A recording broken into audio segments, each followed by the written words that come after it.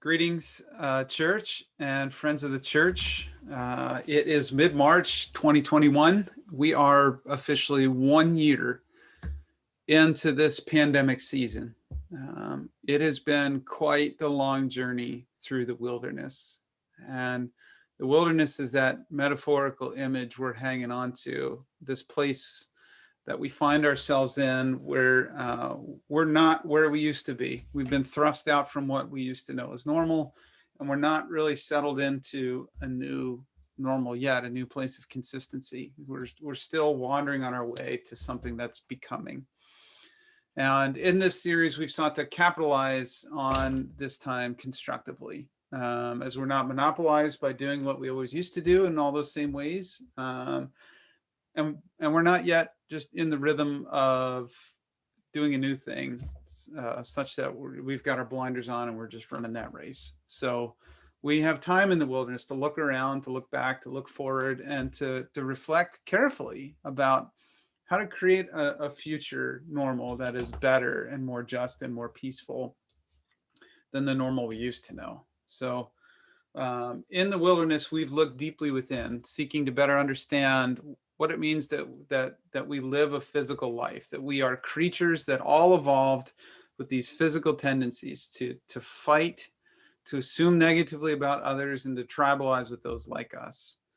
And we've also, as we've looked deep within, named the need for a spirituality, a different voice within us than what these physical voices tell us. They're good sometimes, and they sometimes help to protect us, but they can also run away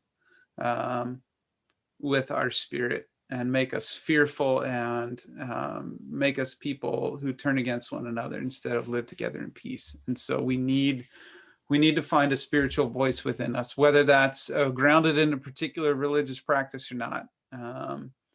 That tells us a different story about how we relate to one another and how we live in this life together. So we've considered spiritual practices to help nurture that spiritual voice within that decision-making place within us, within that guiding and authoritative place within us that dictates actions and words. We've considered spiritual practices of prayer, meditation, mindfulness, gratitude, honesty, accountability, fasting, feasting.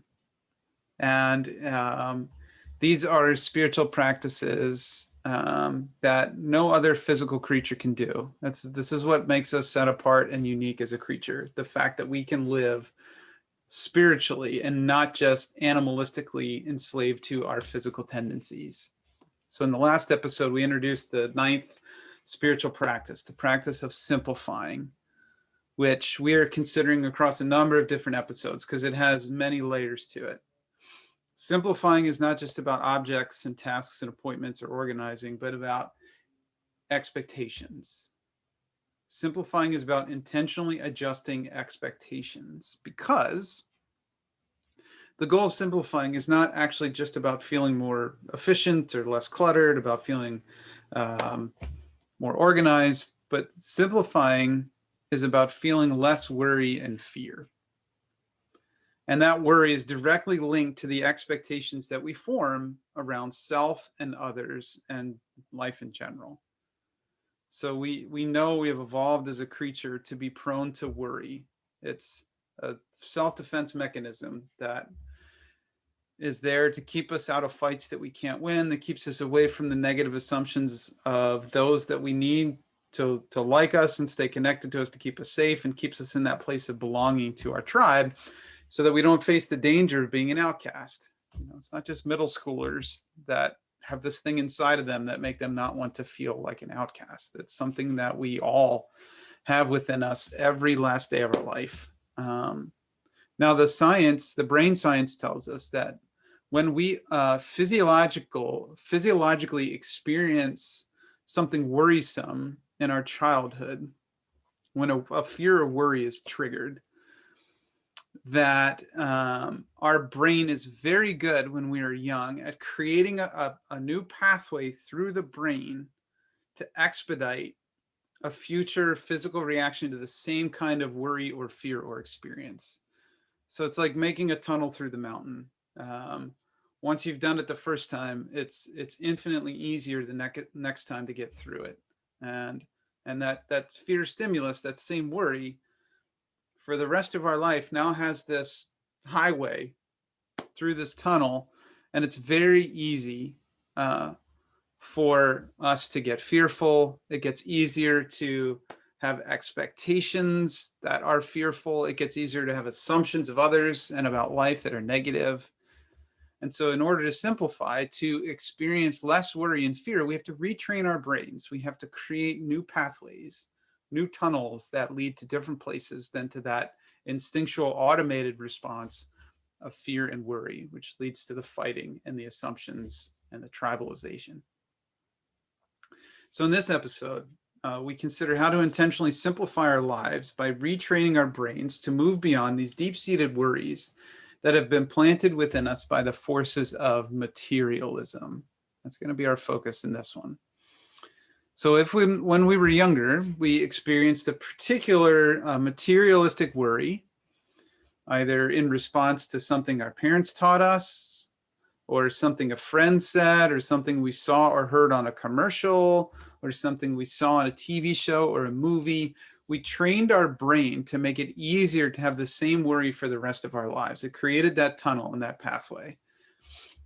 If we observed as a child or as an adolescent, adolescence, which for men can be until the age of 30, if not a little later, if we observed that a larger home or a pristine lawn, a certain car, a particular wardrobe, new tech and gadgets, whatever, were what someone needed in order to have a life that was good or safe or happy, or what we needed in order to fit in and to not be the outcast or the one that the neighbors talk about in secret. And we let that worry determine a set of expectations that would guide our emotions and our decisions for the rest of our lives. Then we are those whose brains were trained and predisposed to be burdened by the complexity and the expectations of materialism. Those tunnels were forged, those pathways were made a long time ago. And maybe we feel the presence of materialism as it hangs over our heads and it lurks behind us. If we were laughed at as a child for the house we lived in, or the clothes that we wore, or the gadgets or the cars that we didn't have, those worries trained our brains to instinctively make the negative assumption about how others are perceiving us because of our homes, our cars, our clothes, shoes, gadgets, lawns, whatever. And so we developed a set of expectations in order to avoid that. Now, the evidence of this dynamic, that worry and fear about having the right possessions to make us safe and happy and fit in, has shaped exhaustion and stress-inducing expectations of materialism. The evidence that this is true is astounding. You know, as Will Rogers famously said, too many people spend money they haven't earned to buy things they don't want to impress people they don't like. And we all do this. The average American owns between 30 and 40 different outfits, which is 400 to 500% more than a century ago, and throws away about 65 pounds of clothing every year. The average American spends nearly $2,000 per year on clothing. And together, Americans spend more annually on shoes and jewelry and watches than on higher education. The average American home has more than 300,000 different items in it. Further, even though the average size of an American home has tripled in the last 50 years, that's still not enough room for all of our treasures. 1 in 10 Americans needs a rented storage unit. And there are more than 50,000 storage facilities in America. That's more than 5 times the number of storage facilities than Starbucks. Americans give about $400 billion a year to charity, which is admirable. However, Americans also spend more than 3 times that much, $1.2 trillion, on non-essential goods, stuff we don't need. Maybe you know what it's look like, what it is like to look around your home or your storage locker unit, if you have one, and to think, where did all this come from? How did it even get to this point? Maybe you know what it's like to look in your closet or your children's closet or your kids' toy rooms. You know, we need whole rooms for toys now, not just toy bins. Or to look at all the gadgets, you know, on your kitchen counters or on your nightstands or desks. Or to look at all the books, or to look at everything that's hanging on the walls. Or to look at all these rarely opened boxes and bins in your basement or attic and to think, I am drowning in stuff. But it isn't making me happy. I'm tired of the clutter. I'm tired of organizing. I'm tired of moving this stuff around. Maybe you know what it's like to walk up to your home or beside your car to stare at your lawn and to think, these things were supposed to make life better, but they're just a burden.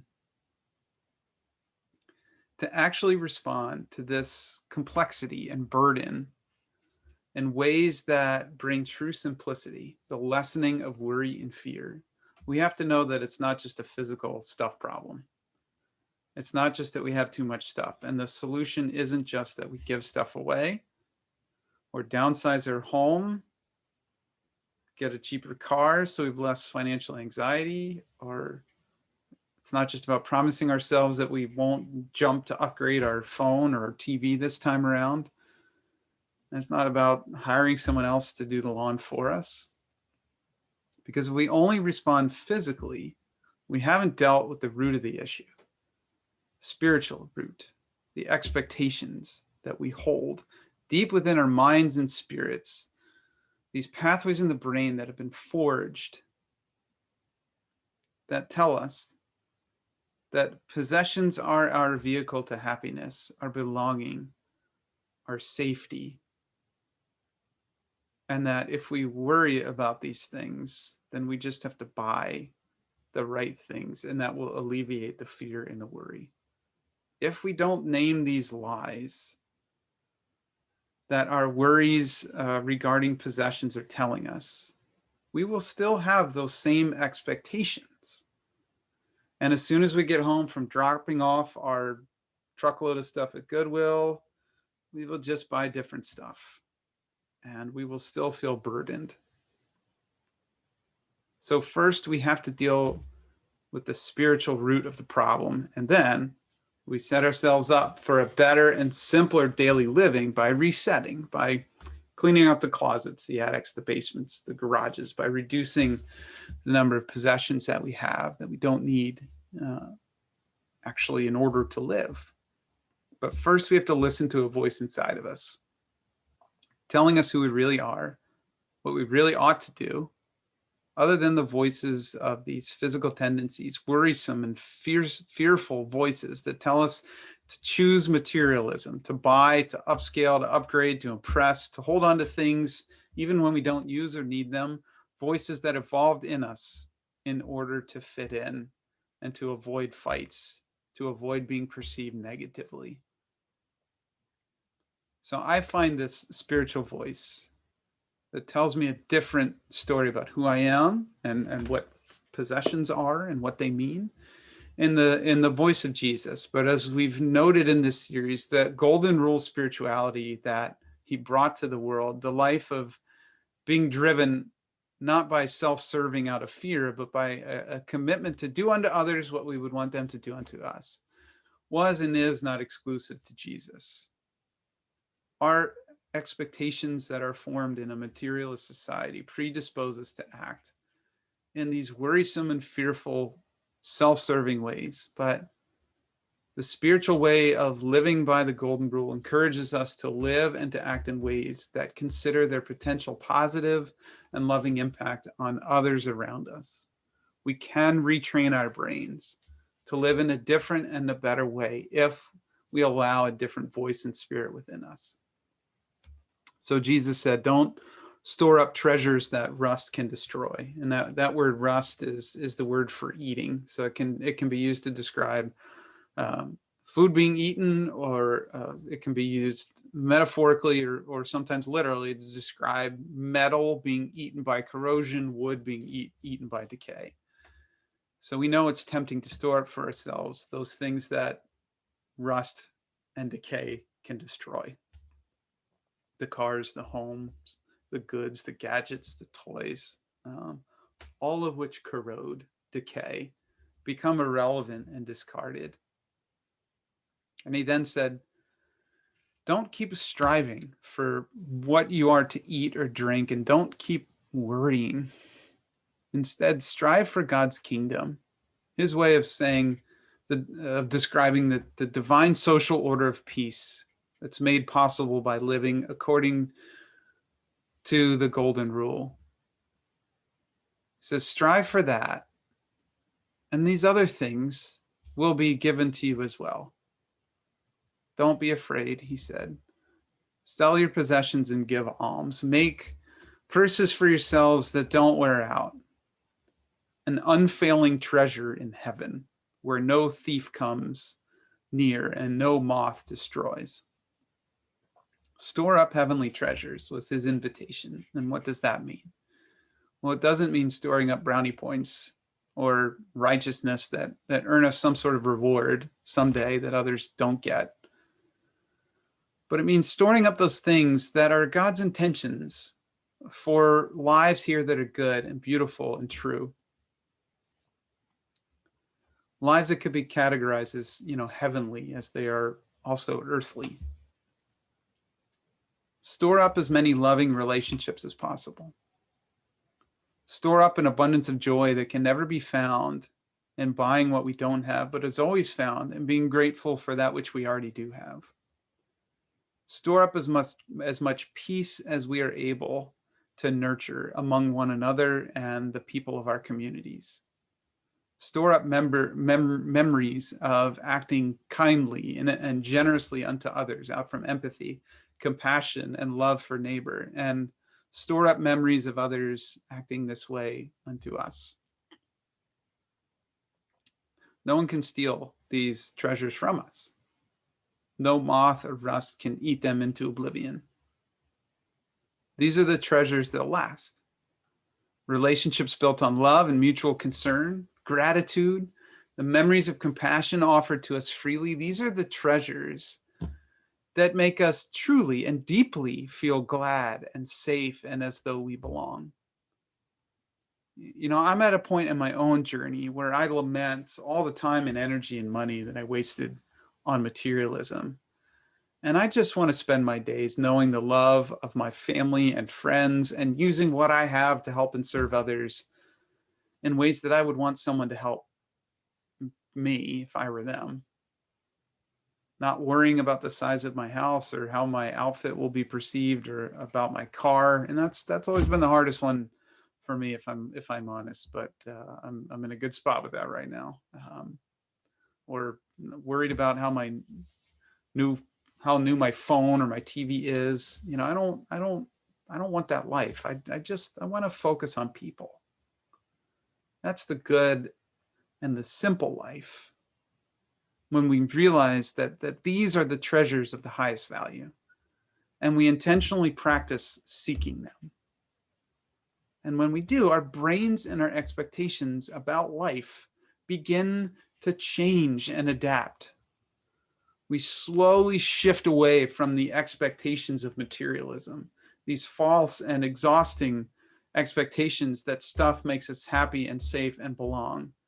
And we shift instead toward the expectations of relationality and community, living with the expectation that relationships of mutual concern and care are what truly make us happy and safe and belong. We learn to expect that seeking healthy and loving and compassionate relationships with family, with friends, with strangers across any aisle or bridge or divide is where we find the life that is the most meaningful and valuable, the most treasured. And when our expectations are reshaped, and they're no longer materialistic expectations, but they're relational expectations, then our patterns our actions and attitudes in life naturally change. We naturally stop accumulating and spending to the same extent. We naturally start to let go of the stuff we used to cling to. And best of all, our fear and our worry and our exhaustion related to the weight of materialism start to fade. And this is the best of all, because if we are less fearful and worried, then we are less prone to give in to those physical tendencies which cause us to hoard, to gather unto ourselves far more than we need, far more than our fair share, and to hold others away from resources by oppressing them and stacking the deck against them in ways that create this gap between the have too muches and the don't have enoughs. That's come because of systems that have been built upon materialistic expectations. It's a violation of the divine intention and natural order, which is supposed to be a world of peace in which all have enough to flourish.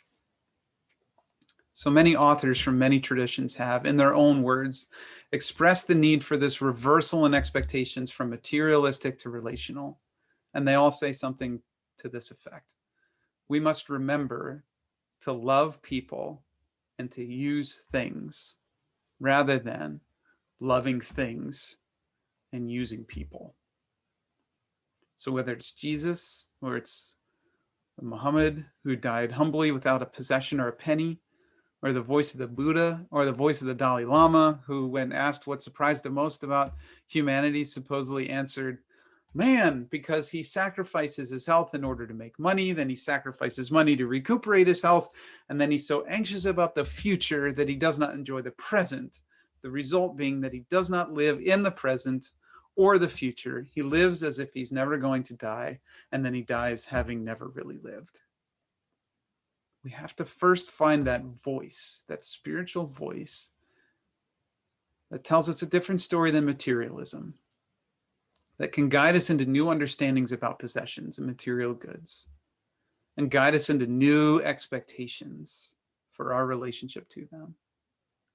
And then, only then, after we've intentionally sought to change from the inside out, can we begin to practice simplifying physically in ways that become lasting. It's then that we can practice Marie Kondo's methods of organizing and letting go of things that don't spark joy. It's only then that we can practice minimalism and start to remove the things from our lives that are not essential to daily living. It's only then that we can practice giving of our resources for the sake of those who don't have enough, instead of saving up for that next thing for ourselves that will just fail to deliver what materialism promised it would. It's only then we can lean into the golden rule and lean into our relationships as the true treasures that they are, rather than as places where we feel the weight of exhaustion, of comparison and competition and measurement. We can be freed finally to love people rather than things, and in so doing, find the most treasured life of all. Jesus made the promise, come to me, come to my way of living, all you that are toiling and are heavy burdened, and I'll give you rest. Come to this way, who are carrying this exhaustion and this worry, this burden of expectations, and discover a more restful and healthy and powerful and a good life. Don't worry, it won't add a single day to your life. Instead of worrying, sell your possessions, give alms, store up heavenly treasures. Find your spiritual voice. Then check out Marie Kondo or the Minimalists, who have a Netflix series or a podcast. Then check out Joshua Becker, who has done some great work bringing his Christian faith and minimalism into cooperation. Then look for some kind of decluttering challenge that inspires you, and talk with your friends and your family about what is really essential to life. But first, we have to find that voice. And then once we've found it, even if it's just a small sentiment, just the core teaching, like we've considered of Jesus today, then with that, do something today, now, that puts you on your way to live a life that has those heavenly treasures as the goal and at its heart. Start small, give one thing away, throw one thing out, let go of one thing you have a sentimental attachment to, but you never need or use.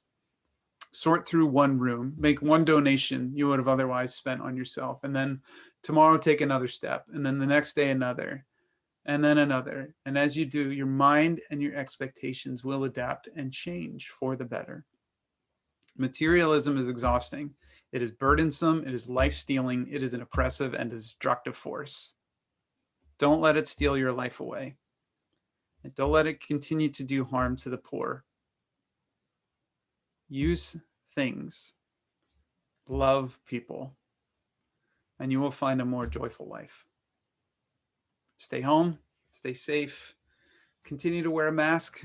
Not all of us are vaccinated yet. Be well. Be warm. And peace to all.